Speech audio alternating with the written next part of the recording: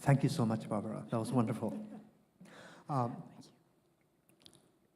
am absolutely shocked that you were able to make the biggest MOOC in the world for $5,000. And I'm just stunned. But let me just say something that I have been saying to a lot of people, and you actually fulfill a dream that I hope that we can all fulfill. You talked about culture wars. There's a little bit of an issue right now with MOOCs that are so expensive that they can only be produced by wealthy institutions, like mine back in the States. Wealthy institutions enroll very elite students.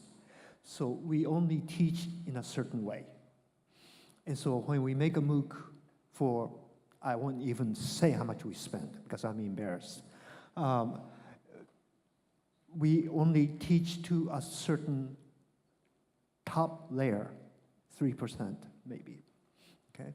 And so, yes, MOOCs can provide huge opportunity, but in fact, the reality is that we're not reaching a lot of students that we should reach, that we wanted to reach, because the cost is prohibitive. And if we can do it for $5,000, we can fulfill that dream. I think it's very doable. It's just to find a professor who's passionate about the subject, who really cares. And okay, it helps to have a husband who's also like really helpful in supporting the MOOC making. But really, we have this image in our mind that it is so expensive and that the video editors are the experts and they're the only ones to go to. And really, video editing is very important and a critical part of the process. But you can learn to video edit just by going to lynda.com and watching some videos. And it's not rocket science. It's doable by mere mortals. And in fact, an advantage for me was I had no video editing experience. And so I didn't, a lot of universities are very used to, they have the professor on one side of the screen, bullet points or pictures coming up on the other. It's very easy to edit, and it's really boring for students. So, knowing, just teaching yourself a little bit about video editing, you can do some really cool stuff because it's not as hard as we think based on knowledge of what video editing was like 10 or 20 years ago. Now it's really pretty straightforward. Yeah, neither one of us had any video editing experience whatsoever aside from pushing the button on the camera and letting it go. And we completed that MOOC from start to finish in about 6 months. And it was a steep learning curve, but like Barbara said, most of the information's out there for free. All you have to do is go look for it. Right. We just watched YouTube videos on how do you set up a green screen studio, how do you set up lighting, and so forth. So, you know, I think a challenge with a highly credible university, I think, is that they're just sometimes, except for University of Tokyo and MIT, they can think they kind of know it all. They're the experts, and they do it in the traditional way, and they're not open to new ways of creating things, and they create things that are boring and unnecessarily, you know, students just kind of don't really like them. There's one university that spent $2 million to create 8 MOOCs, and they had 300 students, and they had to turn it off. And so you can pour a lot of money in, but unless that, you know, educator is really involved and, you know, has their heart in it, it can be a bore for students. Education's becoming more competitive too with MOOCs. You know, for example, Barbara showed that graph, the group 18 to 24 and then 18 to 85. And that 18 to 85 is going to go to where it's the most convenient, the most value added, and adds the most value to your life for the, you know, the greatest simplicity and lowest cost. Thank you very much. はい、実はここには今日のオーディエンスの皆さんにはオンライン教育実際にオンラインコース作っていらっしゃる方、それからオンラインコースで学習されている方、いろんな方いらっしゃってます。それぞれの立場からぜひ今日のバーロさんの講演ですとか、あるいはオンラインコースの作り方のところで普段疑問に思っていることとか、この場でご質問いただければと思います。日本語で結構です。日本でも質問結構ですのでお受けします。いかがでしょうか。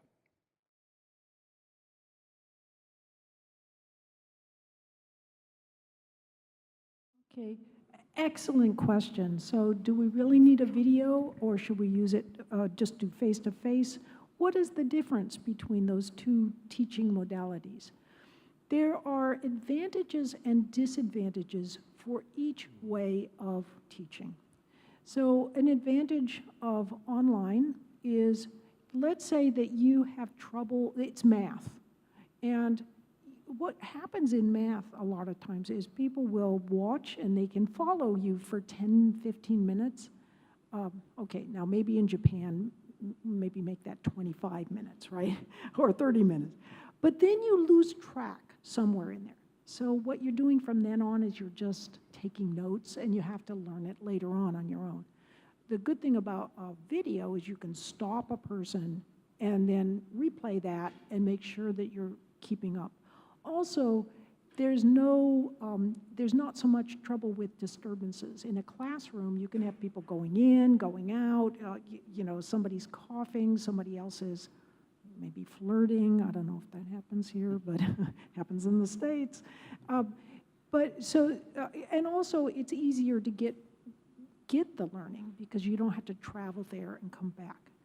But there is something that face-to-face can do that online learning cannot do, and that is to allow you to easily interact with others, which is particularly important in math. And so what I often do is I teach a face-to-face, probability and statistics course. I have my regular lectures online, and then half the time they watch those lectures, and the other half of the time we meet and we actively work problems together. So I'll have people go into a team, they work problems, they can ask me any questions they want, and so it's a very open class way of constructing class, but students get a lot out of it. And so the best class, to my mind, for math and science kinds of subjects is often a flipped class where the regular lectures can be the best lectures you've ever given in your life because they're online and you've carefully prepared them. And then when you actually meet with your students, they're able to, really grapple with the problems. So I think the best of all worlds is sometimes to have that mix of online and face-to-face classes. Each has advantages and disadvantages, and that's a good way of taking advantage of both of those things. With the Learning How to Learn MOOC, Barbara actually scripted everything. So beforehand, she knew exactly what was going to be communicated and all of the nuances. There weren't any slip-ups or ums and ahs or wasted time. She communicated exactly what she wanted to communicate, and in essence, gave the best lectures of her life, possibly. One thing that surprised me is I do some of my classes on using something called Camtasia, so it looks like Khan Academy. I'm not sure if you are familiar with that, but it's writing on a tablet. And so for fun, I went in and just edited out ums and ahs and little pauses and this and that, so it's all strictly, about a third of the class time actually disappeared when I took some of those things out. So if you plot your online learning carefully, you can really save people a lot of time.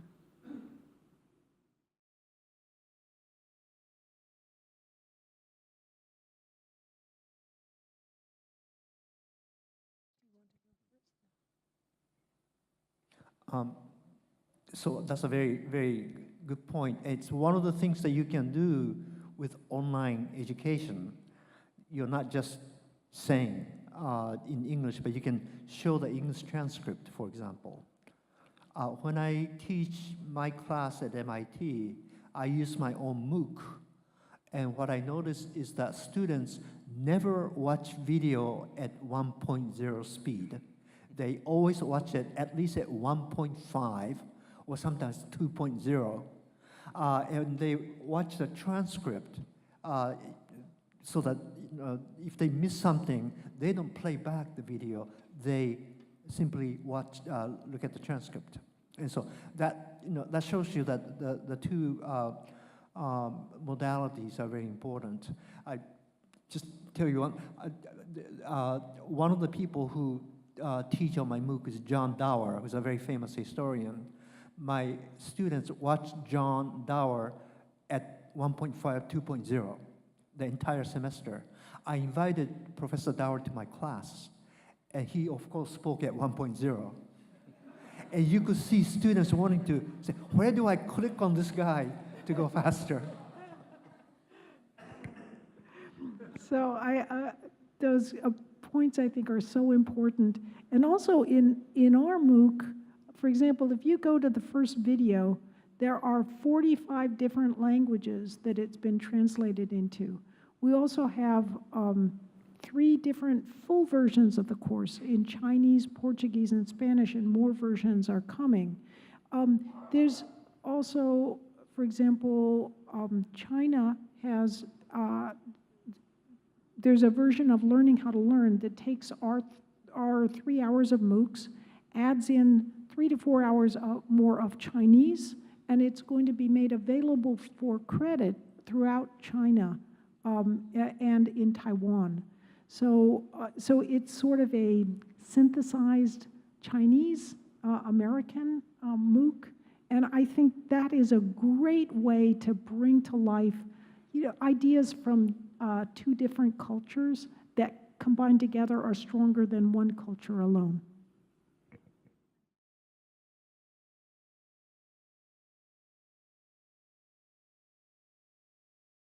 In 2015, a number of countries share that same interest with you. Barbara and I visited South Africa, and they are looking for a way to bring economically, education to the masses because they don't have the infrastructure of universities in multiple cities and such. But amazingly, so many of the young people have electronic devices, and so they were looking at MOOCs or some type of online learning as a way to basically raise, because they realize that the future of their country depends upon education, because business goes to where the workforce is educated and productive. And so for them, they're looking at those different things. MOOCs allow you to be much more nimble and fast-moving. So, for example, Cyber University has come up with some very innovative techniques for rapidly changing to keep their courses up to date, at all times. But also, MOOCs allow you to leapfrog ahead past an education system that sometimes slows things down. And what I mean by that is,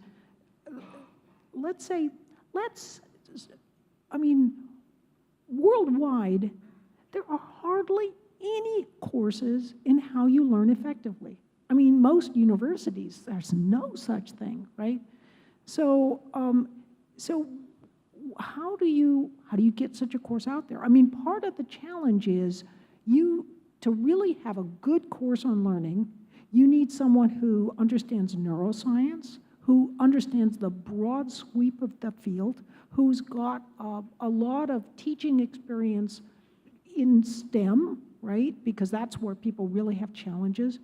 Where do you find people like that? It's pretty hard to find. But a MOOC, you can have the few people who really have that kind of knowledge who can share it, they can create it and put it out for everyone to benefit from. And so if let's say that you had gone to a typical university and you'd said, I want you to create a course on learning. They would have said, great, we're going to create a course on learning for teachers. And then you said, no, I really want a course on learning for students, not for teachers. They would have given you a course that would have been 2 weeks on the history of education, 2 more weeks on theories of education, 2 more weeks on how babies learn, and then maybe a little bit at the end on how people actually learn more effectively, with maybe 1 lecture on neuroscience, because that's really tough, and you can't really do that. Well, in learning how to learn, we could have a very innovative structure that completely flipped it all on its head. The whole course is based on neuroscience with some of the best neuroscience, one of the leading neuroscientists in the world, and you can put this out for everybody to. So MOOCs are fantastic because maybe I shouldn't say this. Okay. So the thing is, so you all know what a cemetery is, right? So the thing about cemeteries is this. Moving a university is like moving a cemetery. You can't expect any help from the inhabitants. So there can be this institutional inertia that MOOCs can help leap past and really help bring important information to the world at large, not just those caged learners, but a big group of learners. Yes, I think you also have the experience of you making use of MOOCs in your classroom. Could you share about your Visualize in Japan classroom flipped title class? Maybe, yes, but another example is that last year, there was a 15-year-old young man who was being homeschooled. He was not going to high school, he was being homeschooled. It turned out he was in Cambridge, same place that MIT was. He said that he took all of his education using MOOCs. And by the time I talked to him, he had taken something like 20 STEM MOOCs, and then 1 humanities MOOC, that was mine. Didn't go to high school, and he's now at MIT, studying computer science. So that's a unique case, but we're going to see more and more of this. There are now universities that are apparently asking on their application, what MOOCs have you taken? That's going to change the MOOC world completely. When students know that universities are looking to see what MOOCs you've taken. It was interesting too in learning how to learn. In your most colleges, most of the students are somewhat local. You have, say, maybe some coming from distances, but MOOCs are global classrooms. So it was really interesting looking at the forums and people exchanging opinions and ideas that were really ranged, globally instead of just from a local perspective. And it was interesting to look at that. I know early on we used to follow the forums a lot, and it was just very interesting.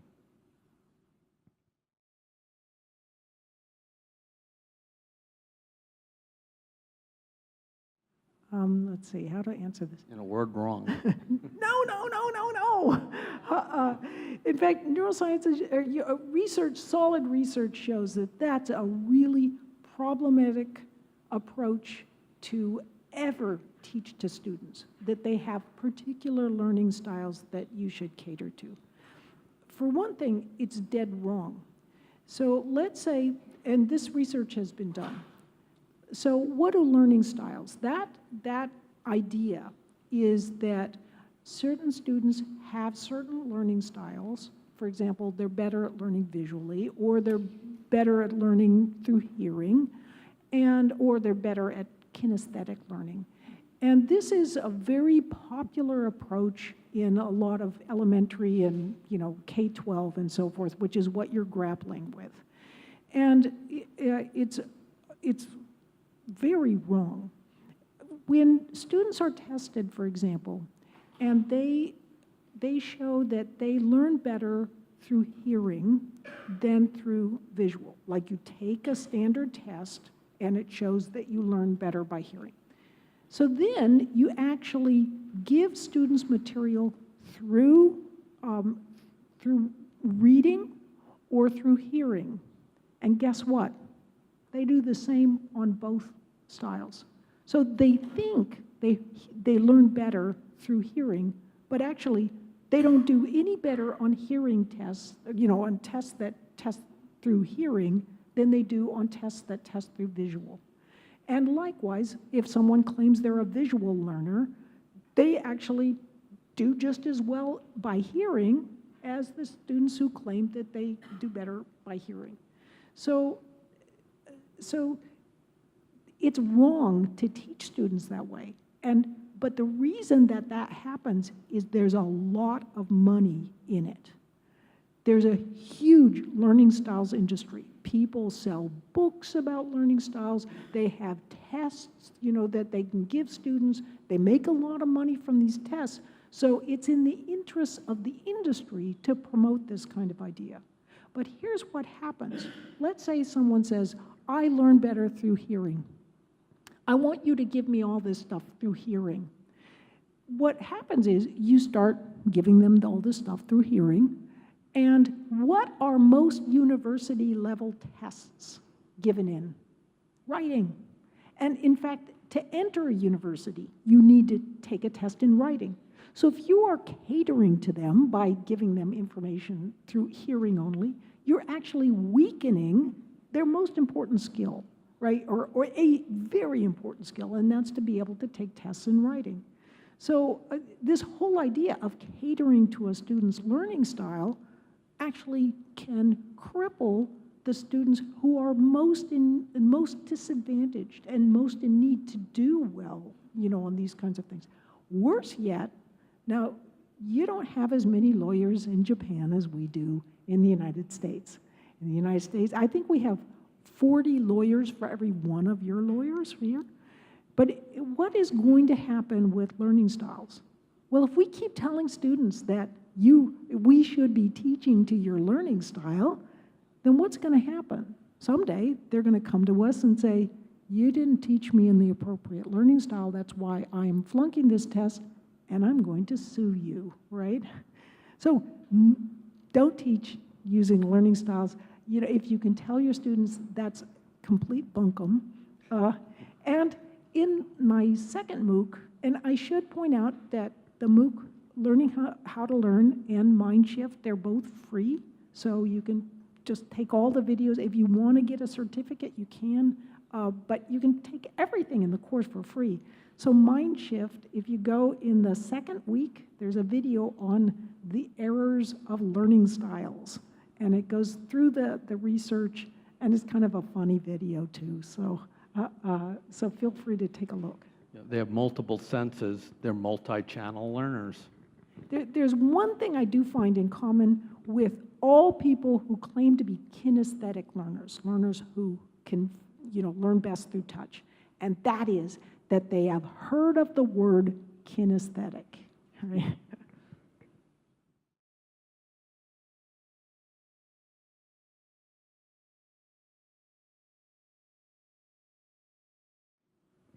A very good question, a very sophisticated question. And I'll preface that by saying, although this lecture was lively, many of the people here in this room are here only because of the online course. so there are certain, you can't reach everyone with an in-person, but you can still have a great impact. And your question is terrific, and I think it relates exactly to what the mathematician was just talking about earlier. That is, what is the difference between online and face-to-face, and how can we take advantage of both? And the best way I've seen in your situation is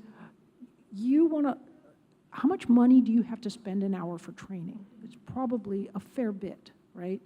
So what you want to do is figure out what are the basic ideas that students need to learn before they even get their hands on things.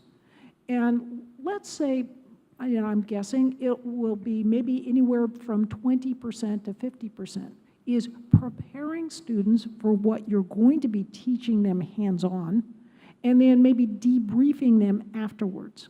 Some of this information can be put online. So what you can do is you can have, for example, a onboarding, so maybe 2 hours for per week for 2 weeks before they actually meet. And that's onboarding them with the information they're going to need in order to be able to do the hands-on. Then that reduces the cost. In other words, it reduces the time of the people who actually have to be face-to-face and doing the instruction.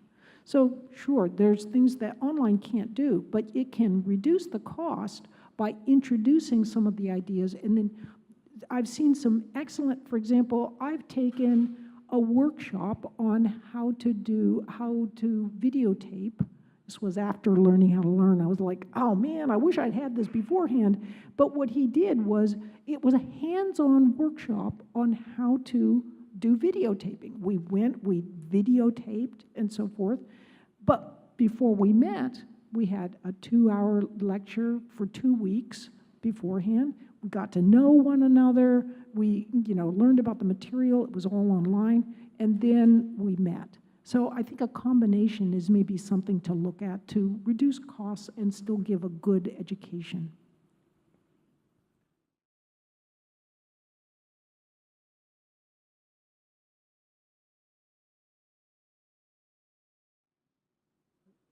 Would you like to go first, or? Okay, so what a great question. What do you do to attract students' attention? So there's several ways to answer this. One way is that MOOCs are really competitive, so if you're in a situation where you can take a MOOC from a different instructor who is more interesting, that can keep your interest even in subjects you don't like. What I think the challenge is that many MOOCs today are made in an incredibly boring way. So you have a professor on one side droning away, and then you have bullet points, or maybe you have a picture that comes up. It's boring, and if you don't like the topic, it's horrible. But if you have a well-made MOOC, now here, I'll give a little example by what I mean with well-made. So let's say that I suddenly start walking closer to you. Are you paying attention? You can't help but pay attention. And why is that? From an evolutionary perspective, things that loom closer to you could kill you. So there are neurological mechanisms that rivet your attention on something that is moving, appears to move closer to you. A well-made MOOC can actually have it so that I'm standing full body, then I crop it so I'm half body. It looks like I've just jumped closer to you, and it rivets your attention. Or let's say I'm on this side of the screen, and then suddenly I'm on this side of the screen. That just seems kind of odd, and it keeps your attention. And then suddenly, I'm talking about serotonin and so forth, and this little zombie comes up behind me on the MOOC. You never know what's going to come up. And in fact, some of it's really kind of funny. So you start watching closely because you never really quite know what's going to happen. A well-made MOOC has all of these kinds of features to it. And what you will find, it's a sad state now because we have a lot of very mundane MOOCs. But I think what you'll be seeing is better and better online MOOCs, and they will even get to where you'll prefer it to a face-to-face teacher. I mean, the reality is half of all teachers are below average. That's a statistical truism. And universities reward professors not for their teaching so much as how much research funding they bring in. So that means that average, as far as teaching, is sometimes very low. So what good MOOCs can do is bring some of the best, teaching, and done in a way that really focuses your attention. And hopefully, in the years to come, it will solve some of the problems that students have with very boring lectures on subjects they don't like. Could you make a final remarks for each of you? I would just like to say that I'm thrilled at the future potential of what is happening with learning in Japan, and with both learning and online learning. And anything I can do to help you, Dr. Miyagawa is doing incredible work. Anything I can do to support you, just ask him, and I'm very happy to help however I can. And I'd like to thank both Kyoto University and Tokyo University for having us. We've been here about a month, and it's been an extraordinary experience, enlightening, educational, and we've enjoyed the people. So, thank you. はい、ありがとうございました。